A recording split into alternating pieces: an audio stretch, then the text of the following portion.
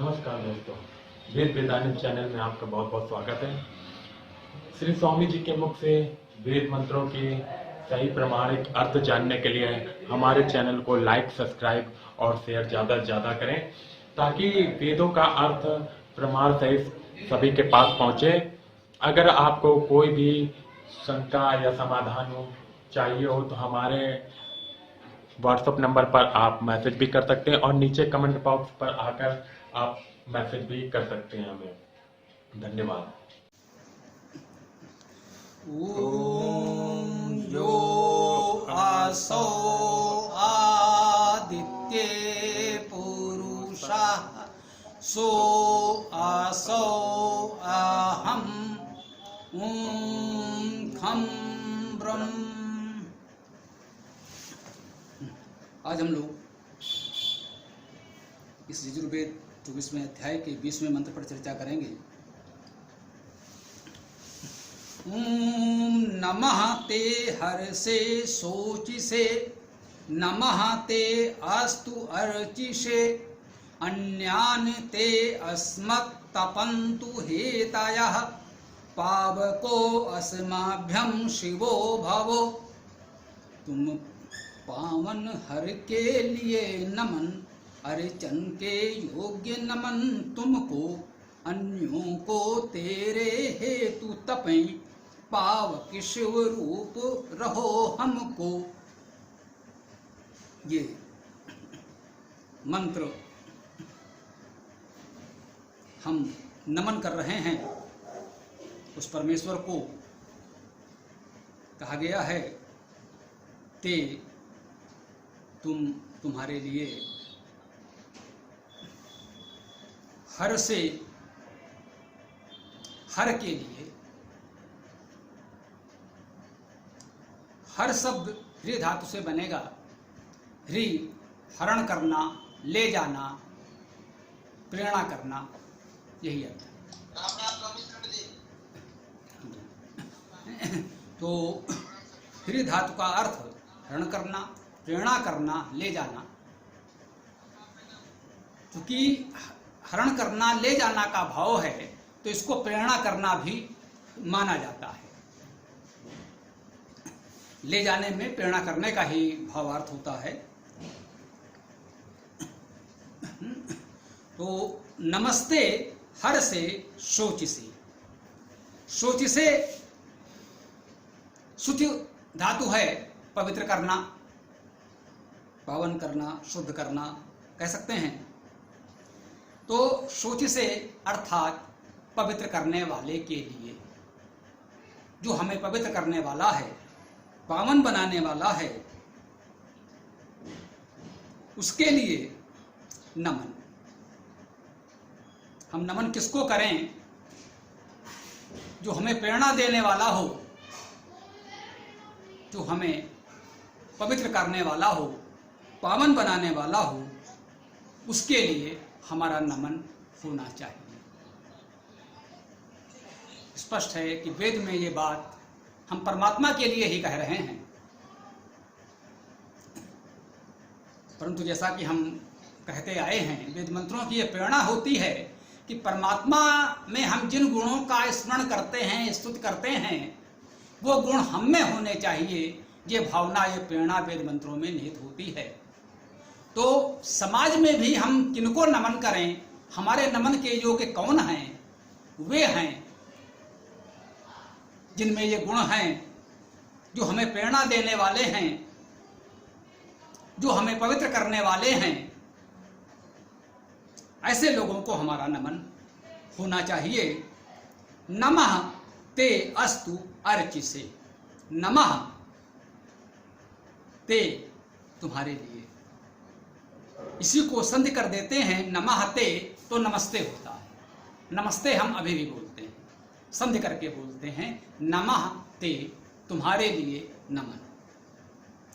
अस्तु अर्थात हो, अस धातु है कह लें, या अस्तु वैसे भी एक सामान्य प्रकृत सहायक क्रिया के रूप में भी हम जानते मानते हैं। हो अर्चिसे, अर्चिस अर्चनीय, अर्च धातु स्पष्ट है। जो अर्चन के योग्य है, जो अर्चना करने वाला है वो अर्चिसे, उसके लिए। तो जो स्वयं अर्चना करता है वो हमारे लिए अर्चनीय है, उसके लिए हमारा नमन। तो हमने कहा नमस्ते हर्षे शोचसे नमः ते अस्तु अर्चिसे। जो प्रेरक है, जो पवित्र करता है, जो अर्चना करने वाला है, अर्चनीय है, उस परमेश्वर को हमारा नमन। अन्यान ते अस्मत् तपंतु हेतया। अन्यान अर्थात अन्यों को, जो अन्य हैं, जो हमसे इतर हैं, अन्य हैं, हमसे परे हैं, पराये हैं। हमारे लिए अन्य कौन है? जब हम मानते हैं कि सब कुछ वही है, वही परमेश्वर अभिव्यक्त है सभी प्राणियों में, संपूर्ण सृष्टि में, तो हमारे लिए कोई अन्य कैसे हो सकता है? हाँ, इस व्यापक अर्थ में तो अन्य कोई है ही नहीं, तो पृथक हमारा अस्तित्व ही नहीं। अस्तित्व तो केवल एक परमेश्वर का है, बाकी सब तो उसी के अंश, अवयव, अंग के रूप में है। परंतु व्यवहार में इसे मनुष्यों ने अपने अपने शब्दों में समझने समझाने का प्रयास किया है। एक विशाल समुद्र में कहीं तापमान के कारण धाराएं बन जाती हैं, कहीं वही जल हिम बर्फ के रूप में परिवर्तित हो जाता है, तो उतने शिलाखंड का एक स्वतंत्र अस्तित्व भी दिखता है, परंतु तब भी वह होता है उस समुद्र का अंश ही, उससे पृथक तब भी नहीं होता। भले ही वो पृथक दिखने लगता है, इस सृष्टि को कुछ इसी रूप में हमें मानना चाहिए।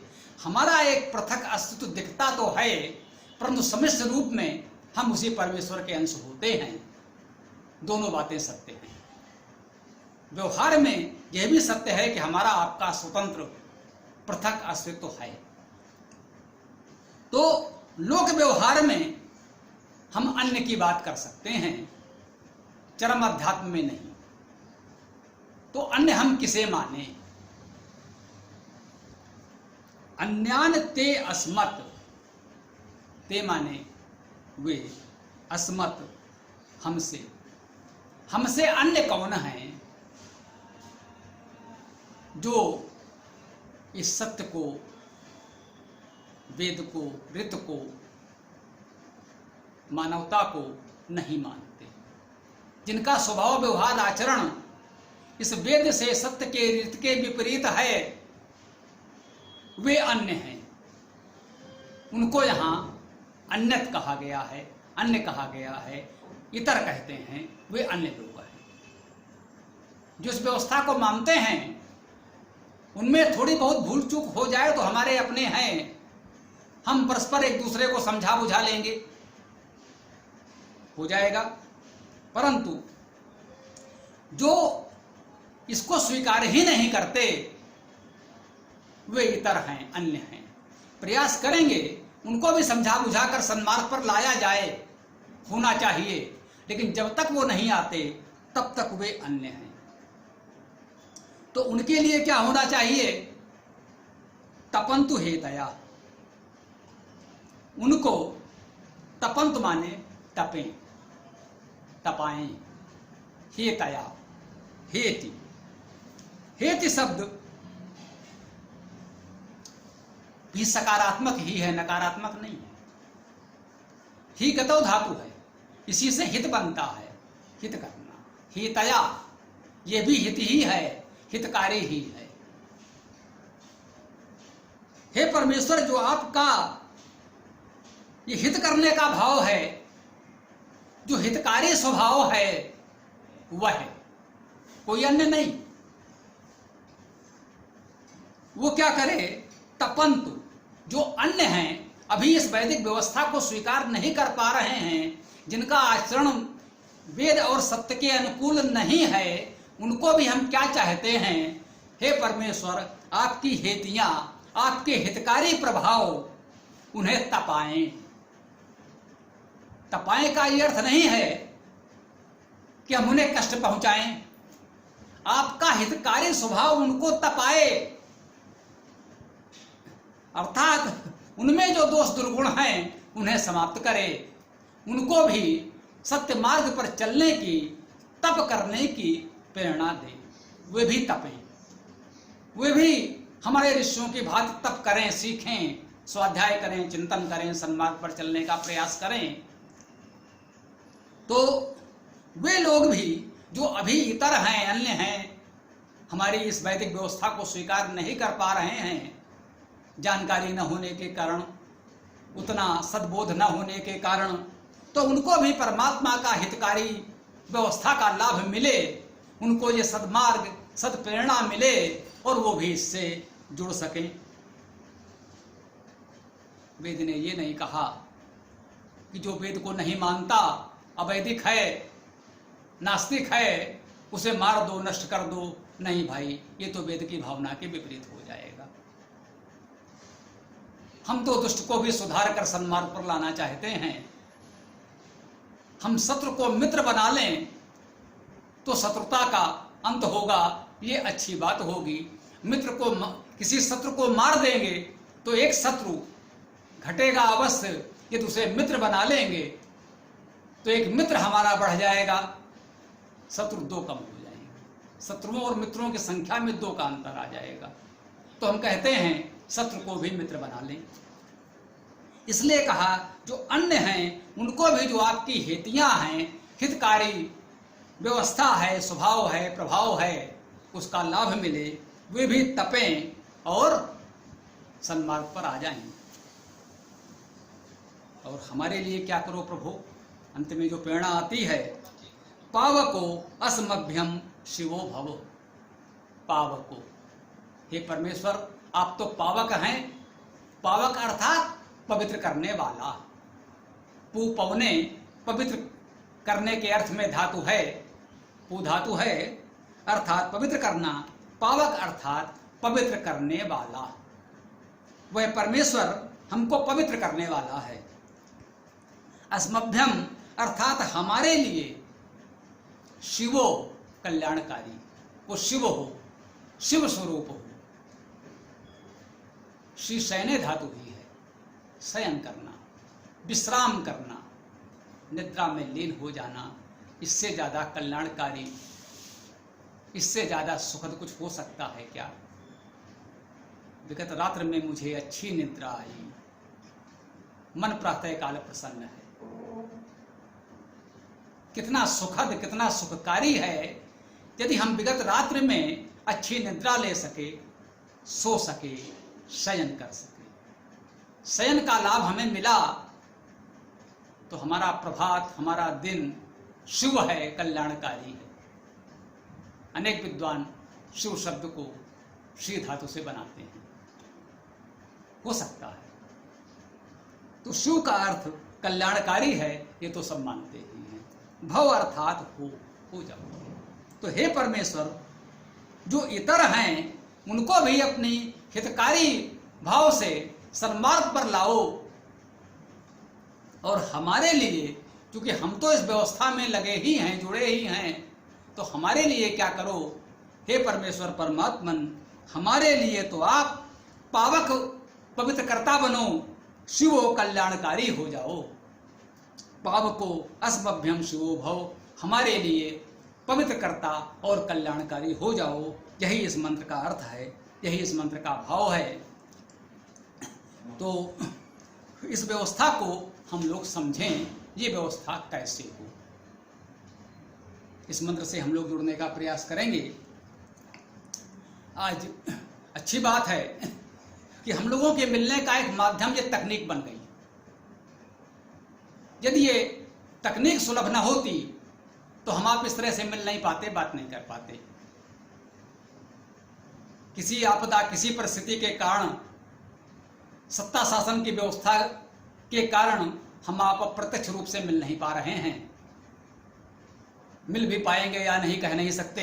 इस जीवन काल में क्या कब होगा, कब तक ये आपातकाल चलेगा, कब हम लोगों का मिलना जुलना सहज हो पाएगा, कुछ नहीं कह सकते। तो इस तकनीक के माध्यम से ही जो भी हमारा आपका संवाद संभव हो पा रहा है, ये बहुत अच्छी बात है।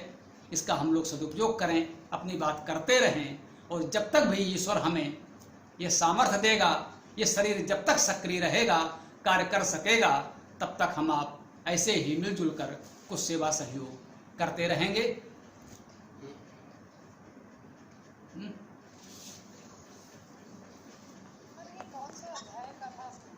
नमस्कार मित्रों, पूरा वीडियो देखने के लिए आपका बहुत बहुत धन्यवाद। अगर आपको वेदों के विषय में और अधिक जानकारी प्राप्त करनी हो तो हमारे चैनल को लाइक सब्सक्राइब करना ना भूलें और ज़्यादा से ज़्यादा इसको शेयर करें ताकि वेदों के विषय में जानकारी और लोगों तक पहुंचे।